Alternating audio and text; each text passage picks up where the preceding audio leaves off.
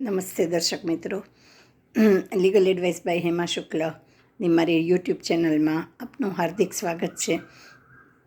આપણે એ વિષય ચાલી રહ્યો છે સનાતન ધર્મના અધિવેશનના મંચ ઉપરથી જે કંઈ કહેવાયું એ બાબતનો આ વિડીયોઝ કરવાનું આ કોઈ યુદ્ધ નથી પરસ્પર, પણ આ વિડીયોઝ કરવાનું કારણ એ છે કે સત્ય લોકો સુધી પહોંચે. કારણ કે મોટાભાગના લોકોનો આ વિષય નથી હોતો, એટલે એમને સત્યની ખબર નથી હોતી.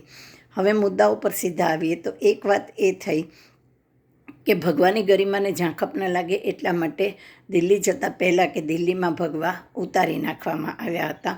જે હરિગીરીજી કે ગમે તે હોય એના હાથે ચાદર ઉઢાડીને ફરીથી ધારણ કરવામાં આવ્યા. હવે કરુણતા એ છે કે જે ભગવાને લાંછન ન લાગે એટલા માટે ભગવા ઉતારી નાખવામાં આવ્યા હતા, અને ભગવા ઉતારીને ત્યાં જે કંઈ પણ કાંડ કરવામાં આવ્યા હતા એટલે ત્યાં ભગવા બચ્યા. પણ ભગવા પહેર્યા પછી જૂનાગઢમાં પાછા જૂનાગઢ હોસ્પિટલ અને રાજકોટ હોસ્પિટલ જેવા કાંડ થયા. એટલે કે ભગવાની ગરિમા માત્ર દિલ્હીમાં જ જળવાવી જોઈએ, બીજે ક્યાંય આ તો ગિરનાર છે એટલે ભલભલાના ભગવાના ડાઘ હોય ને એ ધોઈ નાખે, એટલે અહીંયા વાંધો નહીં, ભગવાને ગમે તે થાય ને તો પણ એની ગરિમાનું ધ્યાન રાખવાની કંઈ જરૂર નહીં. બીજી વાત થઈ સ્વચ્છતા અભિયાનની, કે ભવનાથ, ગિરનાર, જૂનાગઢ આ બધાને આપણે સ્વચ્છ કરવા છે. વેરી ગુડ, બરાબર છે. શાસક પક્ષનું પણ એ અભિયાન છે અને આપણે તેને સમર્થન આપવું જ જોઈએ. મારું આપને પૂરેપૂરું સમર્થન છે. પણ આ સ્વચ્છતા અભિયાનની એક કરુણતા એ છે કે હાસ્યાસ્પદ બાબત એ છે કે આ અભિયાન છે ને એ દરેકને પાડોશીના ઘરમાંથી જ શરૂ કરવું હોય છે. પોતાના ઘરની સ્વચ્છતા એ ગૌણ બાબત છે કે એ કોઈને દેખાતી નથી હોતી. એટલે પણ મારું એમ કહેવાનું છે કે આ પછી ગમે તે રાજકીય પક્ષ હોય, ધર્મ હોય, ગમે તે હોય, આપણું ઘર હોય, કુટુંબ હોય, પણ રિયાલિટી ફેક્ટ દરેકની આ જ છે. તો મારું એમ કહેવાનું છે કે આપણે સ્વચ્છ કરીએ ભવનાથને, ગિરનારને, બધાને 100%, ભૂતનાથને, કોર્ટને, ભેસાણને, છોરવડીને, રાણપુરને બધાને આપણે સ્વચ્છ કરીએ. મારું એમાં આપણે 100% પૂરેપૂરું સમર્થન અને તન મન ધનથી ટેકો છે. પણ શરૂઆત આપણે એવું કરીએ કે શરૂઆત આપણે આપણા ઘરથી કરીએ. એટલે કે અહીંયા પણ સેમ છે કે હાટકેશ હોસ્પિટલના મેનેજમેન્ટનો સડો કે ત્યાં રહેલી અનિયમિતતા કે ગેરકાયદેસરતા દેખાતી હતી ને એ સાફ કરવા નીકળનારને પોતાના ઘરની સ્વચ્છતા અસ્વચ્છતા ન દેખાણી કે સ્વચ્છતા રાખવાની જરૂર ન થઈ. આ અંગે એક ઓડિયો ક્લિપ મેં એમને આજથી 6 મહિના પહેલાં પણ મોકલી હતી. જરૂર પડશે કે માગણી હશે તો મને એને વાયરલ કરવામાં પણ બિલકુલ વાંધો નથી. મારી કોઈ વાત છાની હોતી નથી. એટલે કે હું તો કૃષ્ણ ભક્ત છું સ્વામીજી, હું ગીતાજીમાં માનું છું. એટલે હું 100% એમ માનું છું કે માત્ર સાધ્ય શુદ્ધિ નહીં, સાધન શુદ્ધિ પણ એટલી જ જરૂરિયાત છે, અને જે આપને ત્યાં નથી. આપ ભલે હોસ્પિટલનું મેનેજમેન્ટ શુદ્ધ કરવા માટે નીકળ્યા હો, મારો આપને ટેકો છે, પણ એને માટે જે સાધનો આપ લઈને નીકળ્યા છો ને એ 100% અશુદ્ધ છે. એટલે પહેલાં એ સાધનો શુદ્ધ કરો, અગર તો એ સાધનોનો ત્યાગ કરો, કોઈ નવા સાધનો લો, અને પછી આપણે હોસ્પિટલ, સરસ્વતી મંદિર આ બધાના સફાઈ કાર્યો શરૂ કરીએ.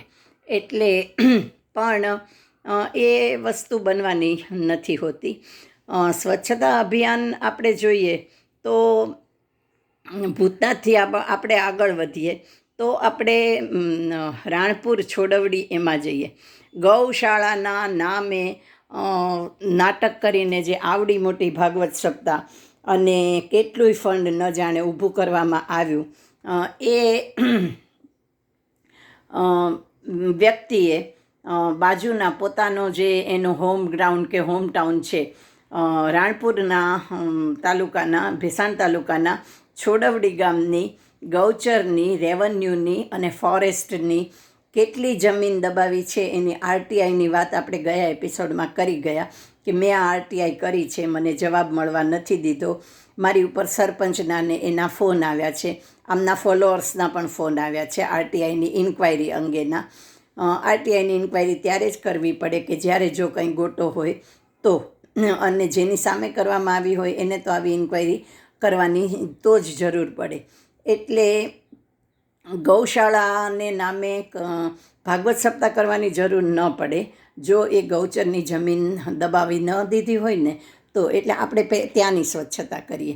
રેવન્યુ, ફોરેસ્ટ અને ગૌચરની જેટલી જમીન દબાવી અને છોડવડીમાં જે બધું આખો માહોલ ને મહેલ ઊભા કરવામાં આવ્યા છે ને એની ત્યાં આપણે સાવરણા અને સાવરણી લઈને પહોંચી જઈએ. પછી આપણે આ બાજુ આવીએ જુનાગઢ તરફ, તો રાણપુરમાં જઈએ. તો રાણપુર રાણેશ્વરની જગ્યામાં જે કાંઈ ગેરકાયદેસર બાંધકામો કોઈની પણ મંજૂરી વગર કરવામાં આવ્યા છે કે જેની સામે ભૂતપૂર્વ સરપંચે પણ સખત વાંધો લીધો હતો એને આપણે સાફ કરીએ. એટલે એ સ્વચ્છતા નંબર 3 થાય આપણી. અને ત્યાં સફાઈ કરીને પછી આપણે જુનાગઢ તરફ આગળ વધીએ. એટલે સ્વચ્છતા અમારે પણ જોઈએ છે, અમારે પણ સ્વચ્છતા કરવી જ છે. એટલે તો રાણપુર ભેસાણ બાજુથી આવીએ ને તો પેલી કોર્ટ આવે. એટલે આપણે એ રીતે ભૌગોલિક રીતે જોઈએ ને તો આપણે અમારા બારરૂમની, અમારી સરકારી વકીલની ઓફિસની સ્વચ્છતા કરીએ. અને એ પણ અમારે માટે બહુ જરૂરી છે, કારણ કે તમારી જેમ અમારું એ કાર્યક્ષેત્ર છે, અમારું એ પૂજાનું સ્થાન છે. અને એમાં પણ બહુ મોટે પાયે સ્વચ્છતાની જરૂર છે, જેમાંની 70% અસ્વચ્છતા આપને કારણે ઊભી થયેલી છે. એટલે અને આ અંગે મેં આપને ઓડિયોમાં પણ કહ્યું હતું. એટલે આ સ્વચ્છતા આપણે કરીએ અને કરાવીએ. એટલે બાકીનાની જેની પણ વાત કરવામાં આવી, ગિરીશ કે વોટેવર જે કોઈ હોય તે, આપના મંચ ઉપર જે કોઈ હતા, આપના ગ્રાઉન્ડમાં જે કોઈ હતા, આપની કથામાં જે કોઈ સર્વે સર્વા થઈને ફરતા હતા, એ બધાને આપણે મૂકી દઈએ, એમની વાત આપણે ન કરીએ, કારણ કે દે આર પોલિટિશિયન્સ. એ લોકો ઉઘાડે છોક રાજકારણીઓ છે. એટલે એમની પાસેથી તો સ્વચ્છતાની અપેક્ષા રાખવી બિલકુલ જ યોગ્ય કે વ્યાજબી નથી. પણ ભગવા, વોટ એબાઉટ ભગવા? આપણે પહેલાં ભગવાની વાત કરીએ અને ભગવાને સ્વચ્છ કરીએ. તો ભગવાનના સ્વચ્છીકરણ માટે છે ને આ બધું બહુ જરૂરી છે કે આપણે ઘેરથી સ્વચ્છતાની શરૂઆત કરીએ. તમે ગિરનારને, તમે ભવનાથને સ્વચ્છ કરવા નીકળ્યા છો એમ. એટલે તમને ખબર છે કે ગિરનાર અને જોગણીઓ છે ને એ ભલાને સ્વચ્છ કરી નાખે, સ્વચ્છની સાફ જ કરી નાખે. મેં જ્યારે મારા આર્ટિકલમાં પણ મેં લખ્યું હતું કે મેં જ્યારે જોગણિયા ઉપર જમીન લીધી ને ત્યારે મારા જ્યોતિષીએ મને કહ્યું હતું કે બેન, આવો વિચાર તો જ આવે કે જો તમે જોગણિયાને લાયક હો, અને જોગણીઓ ધારે નહીં ને તો એ ભલાને કોઈને ટકવા ન દે ત્યાં. અને નાગરવાડામાં એવા ઘણા સ્વર્ગસ્થ વ્યક્તિઓ છે કે જેની સાથે 64 જોગણીઓ રૂબરૂમાં વાતચીત કરતી હોય. આવી વિભૂતિઓ નું અમારામાં લોહી છે અને અમારામાં સંસ્કાર છે. એટલે તમે શું ભવનાથને, ગિરનારને કે જૂનાગઢને સ્વચ્છ કરવાના હતા? પહેલાં તમે તો નાવ, પહેલાં તમે તો સ્વચ્છ થાઓ, પછી તમે બીજાની સ્વચ્છતાની વાત કરજો. તમે અમને સ્વચ્છ કરવા નીકળ્યા છો એમ. એટલે અને ભગવા પહેરી અને આવા બધા કાંડ કરતા ને આવા બધી બેશરમ વાતો મંચ ઉપરથી કરતા શરમ નથી આવતી? એટલે સ્વચ્છ, ગિરનાર તો અમારો સ્વચ્છ જ છે, અમારું ભવનાથ પણ સ્વચ્છ જ છે. એ અસ્વચ્છ કર્યું છે તમારા જેવાઓએ આવીને. એટલે અને તમારી ચાદર વિધિ થઈ હતી, ઓફિશિયલી તમને પાછા સ્થાપિત કરવામાં આવ્યા હતા, સાધુતા આપવામાં આવી હતી. તો અડધી રાત્રે ભૂતનાથનો કબજો લેવાની જરૂર કઈ હતી? કોઈ મહંતે અડધી રાતે કોઈ જગ્યાનો કબજો લીધો હોય એવું કોઈ દિવસ ક્યાંય બન્યું છે? અને એવું શું કામ બને? કેમ બનાવવું પડે? એટલે સ્વચ્છતા પહેલાં તમે પોતે તો સ્વચ્છ થાઓ, પછી બીજાને સ્વચ્છ કરવા નીકળજો. અને આ તમે મંચ ઉપર, ભાગવતજીના મંચ ઉપરથી તમે આવી વાહિયાત વાત કરો છો એમ, અને પાછા ભાગવતજીના સોગન ખાઈને. એટલે શરમ નથી આવતી તમને બિલકુલ? કે તમે એક ધર્મગ્રંથનું ના મંચ ઉપરથી આવી વાત કરો છો.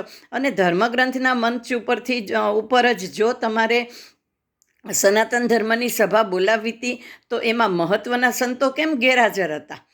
એમાં જેને લોકો પૂજા કરે છે, જેની એક રેપ્યુટેશન છે, જેના એક પેલા છે, એ બધા સંતો ક્યાં હતા? અને ભાગવતજીના મંચ ઉપરથી સનાતન ધર્મની સભામાં આવી બધી વાતોને આવી બધી ચર્ચા કરવાની છે? તમારું ભૂતકાળ, તમારું ભવિષ્ય, તમારો વર્તમાન જે હોય તે, એમાં સનાતન ધર્મને શું લેવા દેવા કે લોકોને શું લેવા દેવા? સસ્તી પબ્લિસિટી માટે થઈને આવા બધા મનગળંત પહેલાં કરવા અને તમારા જેવા જ બધા ખોટાઓને ત્યાં ભેગા કરવા. તો અમે સ્વચ્છ જ છીએ. તમે સ્વચ્છ થાવ તો જુનાગઢ સ્વચ્છ છે, ભવનાથ સ્વચ્છ છે, ગિરનાર સ્વચ્છ જ છે. અમે 14 ને નવરાત્રિમાં ગરબામાં ગાઈએ છીએ. મેં લખ્યું હતું કે છેતરપિંડી જગમાં ચાલે, માઈ મંદિરમાં ચાલે નહીં. અને બીજું, અંબાજી માટે થઈને અંબે માતના સરવાળા ખોટા હોય નહીં, એની લેવડ દેવડમાં ગોટાળા હોય નહીં, અંબે માતના સરવાળા ખોટા હોય નહીં. ફરીથી મળશું આજ અંગેના આવા બીજા હવે પછીના વિડીયોમાં. આ વિડીયો પાર્ટ 4 હતો. અને જો આપને ગમ્યો હોય તો please like, share and subscribe it. અને આ અંગે આપ કંઈ પણ માહિતી આપવા માગતા હો, શેરિંગ કરવા માગતા હો, કોઈ કાર્યવાહી કરવા માગતા હોય તો please contact on 9428014823 942814 thank you very much. ફરી મળશું નેક્સ્ટ વિડીયોમાં. ત્યાં સુધી have a good day. Thank you very much.